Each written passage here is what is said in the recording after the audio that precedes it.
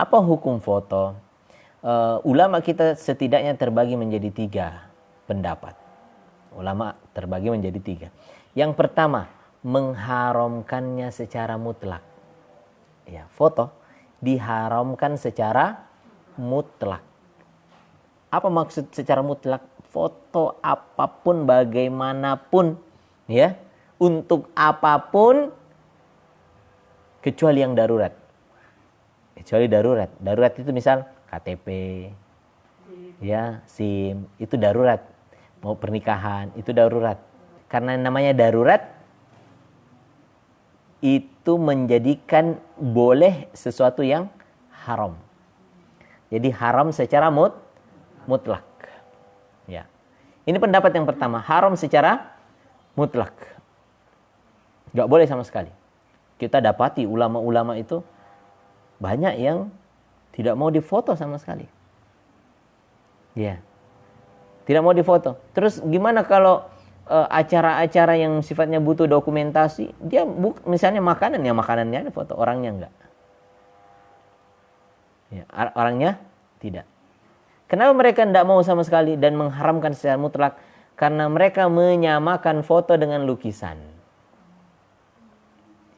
Menyamakan foto dengan lukisan atau dengan patung. Ya, menyamakan foto dengan lukisan atau dengan patung. Itu bagi mereka sama saja. Patung, lukisan, foto sama saja. Sedangkan Nabi mengharamkan, melarang foto, patung, makhluk bernyawa seperti binatang atau manusia, ya. Begitu juga lukisan, ya, makhluk bernyawa, manusia atau binatang. Nah, mereka menyamakannya. Foto sama dengan patung, sama dengan lukisan. Apa dalilnya? Nabi SAW mengatakan dalam hadis riwayat Bukhari, min asyaddin nasi azaban yaumal qiyamah alladzina yusawwiruna hadzas suwar. Di antara orang yang paling berat siksanya pada hari kiamat nanti adalah orang yang menggambar-gambar ini. Ya. As-suwar, gambar. Gambar, yakni lukisan atau patung. Itulah suwar yang dimaksud, gambar yang dimaksud. Nah, foto di era sekarang ini meskipun dia bentuknya digital seperti itu, ya, tidak, meskipun dia bentuknya menangkap saja, bukan digambar dengan tangan, dia mengatakan sama. Anda menyebut foto itu apa? Gambar atau bukan? Ya, gambar. Sama itu. Bagi ulama yang pertama ini, saya menyebut ada berapa pendapat? 3 paling tidak, ya, ada 3 pendapat. Pendapat yang pertama adalah haram secara mutlak. Ya, sama, patung, lukisan atau foto, ya, ini sama. Maka hukumnya adalah haram secara mutlak. Baik, pendapat yang kedua, pendapat yang mengatakan foto boleh secara mutlak. Boleh secara mutlak. Mereka mengatakan foto beda dengan lukisan. Beda dengan patung. Nggak bisa disamakan. Sama sekali berbeda. Karena beda, bagi dia apa? Boleh secara mutlak. Nggak ada alasan-alasan, boleh. Ya, bebas saja, boleh. Boleh, nggak ada namanya boleh, ya boleh. Ibu-ibu boleh nggak olahraga? Boleh. Mau olahraga kapan saja boleh. Kapan saja mau olahraga boleh. Ya. Yang tidak boleh itu bukan olahraganya, misalnya olahraga pakai pakaian minimalis, itu nggak boleh. Tapi bukan olahraganya, olahraga itu boleh, ya. Baik. Maka bagi dia ini foto boleh secara mutlak, boleh. Tidak ada masalah. Yang tidak boleh itu Anda berfoto dengan pakaian minimalis misalnya, ya itu tidak boleh. Ya. Tapi bukan fotonya, tapi apanya? Karena yang tadi itu. Ya. Jadi dia boleh secara Kenapa dia mengatakan boleh secara mutlak? Karena foto bukan lukisan atau bukan patung. Intinya dia bukan gambar seperti yang dimaksud oleh Nabi. Gambar yang dimaksud oleh Nabi itu adalah patung. Pertama patung itu yang dipahat itu. Karena ini adalah sebab kesyirikan dan juga pengantar kepada kesyirikan, dan juga jelas-jelas membuat tandingan bagi ciptaan Allah. Jelas ya, membuat tandingan. Allah menciptakan kucing, dia membuat patung seperti kucing. Itu kan tandingan. Ini kan jelas dia membuat. Begitu juga lukisan, dia membuat dengan tangannya. Yang kayak gini nih, dia buat dengan tangannya, inilah yang tidak boleh.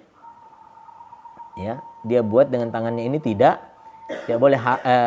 Tapi kalau foto, enggak. Ya, foto itu jelas bukan dibuat dengan tangan sendiri. Dia hanyalah memindahkan ciptaan Allah.